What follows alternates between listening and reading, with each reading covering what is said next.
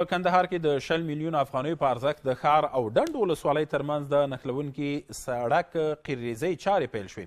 د دې سړک چې شاوخوا 2.5 کیلومتره اوږدوالی او 7 متره پلانوالی لري د رغولو چارې 3 میاشتې وړاندې پیل شوې. ځایي اوسیدونکي د سړک رغولو له امله خوښ دي او وایي چې مخکې به پر دغه لار زیات ټکرونه کېدل.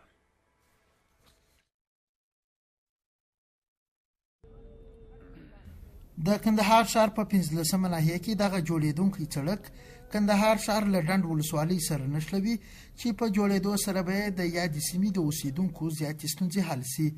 د کندهار ښاروالۍ مسؤلین وایي د 10 میلیون افغانیو په لګښت دغه سړک تقریبا 2.5 کیلومتره اوږدوالی او 7 متره پلنوالی لري. 3 میاشتې مخکې یې د رغولو چارې راپیل شوې وې چې د قیریزه کولو چارې به یې په څو ورځو کې بشپړې سي. په شش کال کې موږ الحمدلله ډېر ځایونه په نظر کې درلوده چې هغه مو اوس تقریبا پای ته رسېږي یا پای ته رسېدلي دي.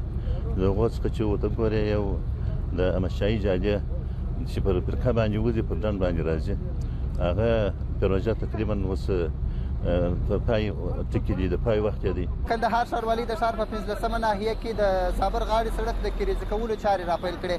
دغه سړک چې ډنډ ولسوالۍ د ښار سره وصل کوي تقریبا 2.5 کیلومتره اوږدوالی لري او 7 متره بردوالی لري او پر دې سړک باندې تقریبا 10 میلیونه افغانۍ لګښت راغلی دی چې د کندهار ښاروالۍ د انکشافي بودیجې څخه ورکول کیږي.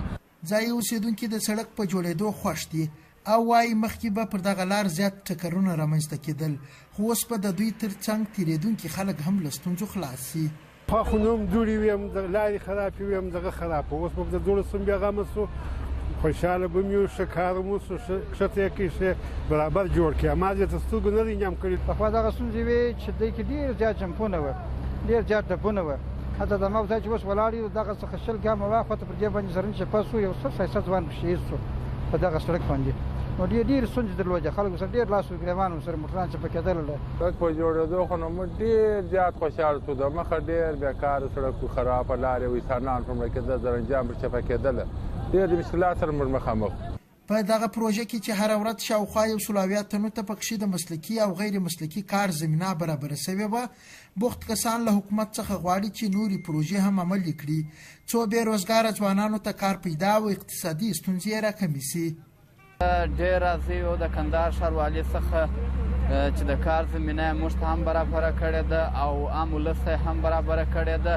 نو عام ولس یې ټوله پر کار کړي دي او د ښار په مختلفو ساحو کې مختلفې پروژې روانې کړي دي. کې کارونه نه وه بېکاره وم اوس الحمدلله په کار اخته سوي حلاله رزق و روزي کور ته ګټو بس خوشحاله یو چې دا کارونه یې لاسي او موږ ټول مسلمانان بس په دا کار باندې خدای د غریبانو یو حلاله رزق و روزي کور ته یوسو.